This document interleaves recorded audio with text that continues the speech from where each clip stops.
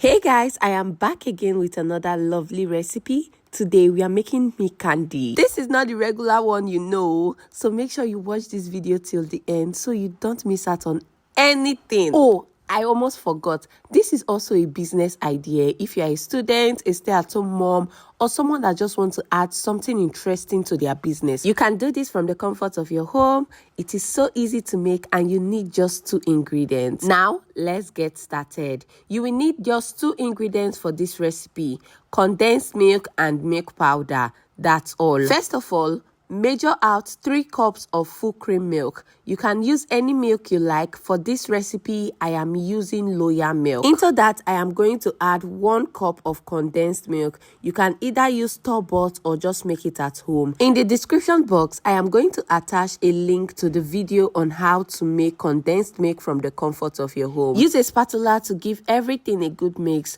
Once it's no longer coming together, keep the spatula aside and use your hands to bring it together. The consistency of the milk dough should not be too sticky, but it should come together just like this. Now set it aside. Use little oil to grease your hands very well. Bring back the milk candy. Place it on your work surface and knead until it becomes very smooth. You just want the texture to become soft, hence we are kneading.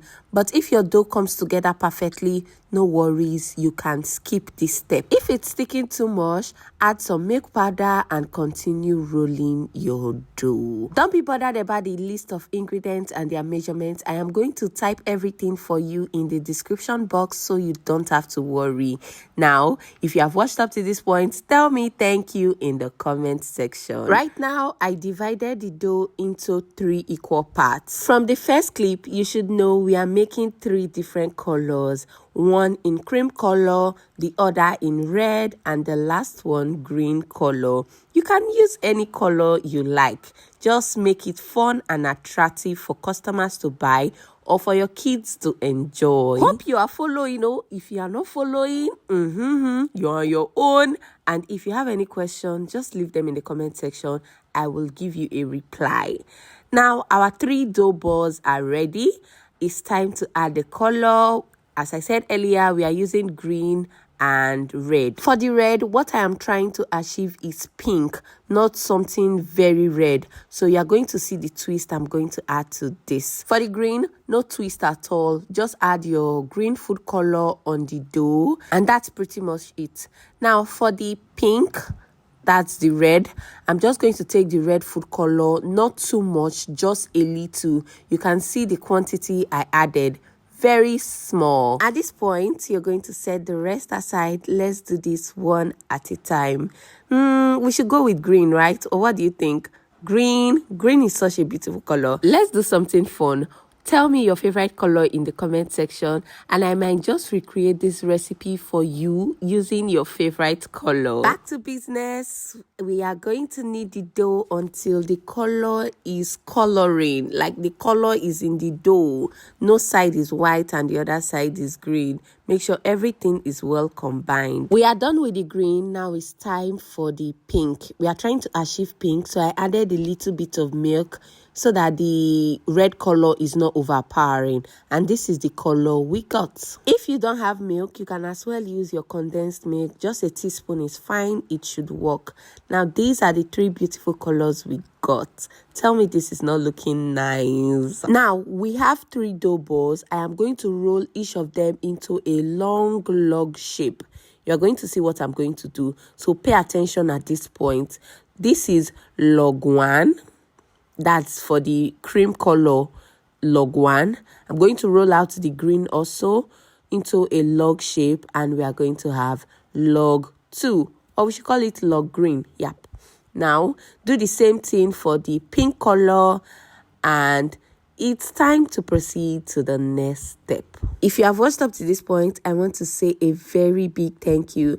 Thank you for watching my video, and please don't forget to like, share, and drop a comment for me in the comment section. To my returning subscribers, I also want to say a very big thank you. Now let's proceed. The next step is just to cut the dough into smaller pieces, then you're going to roll it out to form a shape like this. The first one I did was not giving, so let me show you this trick that you are supposed and you should follow. The first thing you want to do is to roll it into a ball shape. That is after cutting it, then you roll into a log shape. Yep, this is how you get those fine capsule shape. First of all, roll into a ball shape. Then you rub your hands together as if you are trying to beg someone. That action of begging someone for money with the ball in your hands. Just roll it like that. You should have a cute candy shape. It's giving capsule. So whenever your kids are out for maybe career day and they said, okay, dress like a doctor, you can just put this one in their bags like medicine or capsules that they should prescribe in school. This is such a wonderful idea. It's looking beautiful, it's giving elegant, it's giving capsule over here. But let's add a twist to it, something like crystals. What do you think? You can stop here, but for me, I like to be extra, so let's give it a facelift. Add some sugar into a bowl, then you're going to mix the candy in. Just give it a proper mix so that every part of the candy is fully coated, then you take it out. What do you think? Do you prefer this one or the previous one? I think I like this one. The sugar is giving crystals and it's so beautiful. Hold on, let me show you the full look. Be honest and rate this over 10. I'm giving it a solid 10 over 10. That's a wrap, guys. Thanks for watching and I will see you in my next video. Bye-bye.